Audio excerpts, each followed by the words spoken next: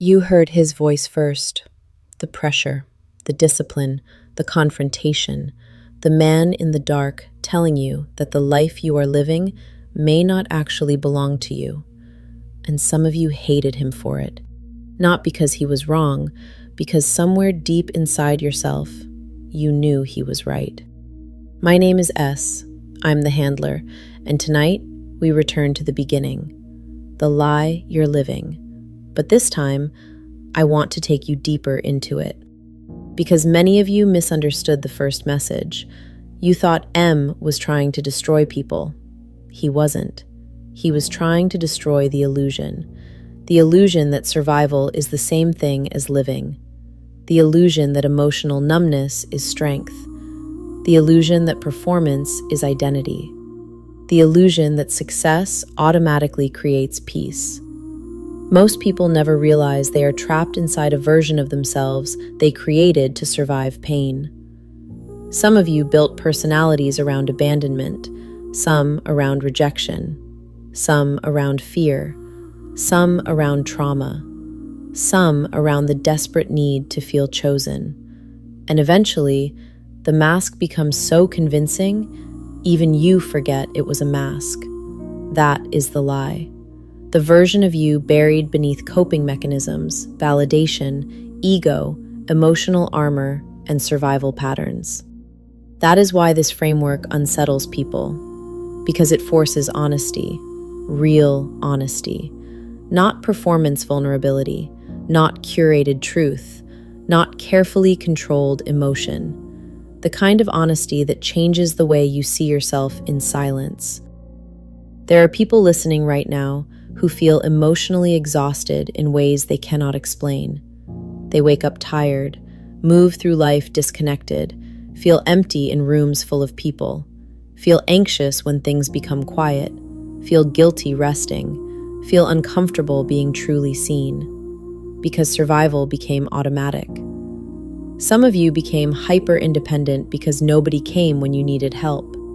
Some became emotionally cold because warmth was used against them. Some became perfectionists because mistakes once made them feel unsafe. Some learned to become useful instead of authentic. And some became so good at pretending to be okay, they started believing it themselves. That is what M was trying to expose. Not weakness, the performance. M understands pressure, discipline, standards, consequences, the identity forged through pain. He understands the version of a human being created in darkness. I understand what happens afterward, the grief, the silence, the emotional confusion.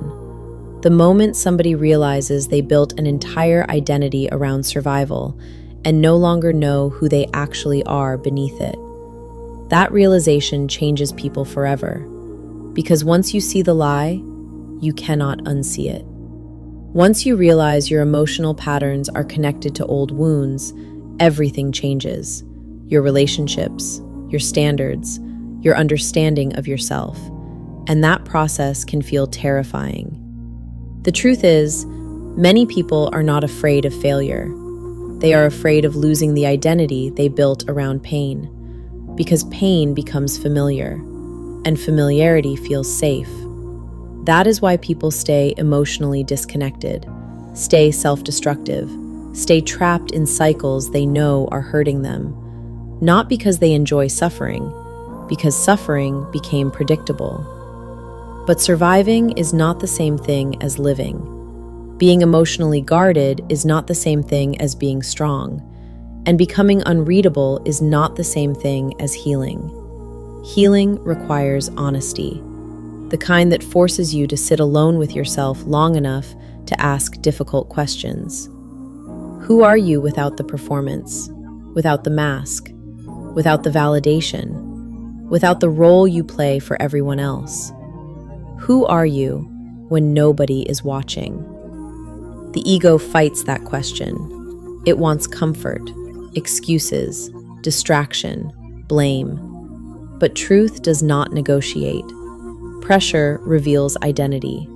Silence reveals truth. Pain reveals where healing never happened. And the biggest lie is the truth. This framework was never created to make people weaker. It was created to rebuild them honestly. M tears down the illusion because somebody has to. I stand in the aftermath reminding you that rebuilding yourself is possible. Not easy, possible. Because beneath all the darkness, beneath the pressure, beneath the mythology, there is still a human being trying to heal correctly. And healing is not weakness. Healing is war. Final section. If this framework found you, then some part of you was already searching for the truth. Not comfort, truth. The kind that changes you permanently. My name is S, the Handler, and this is Redacted Before Dawn.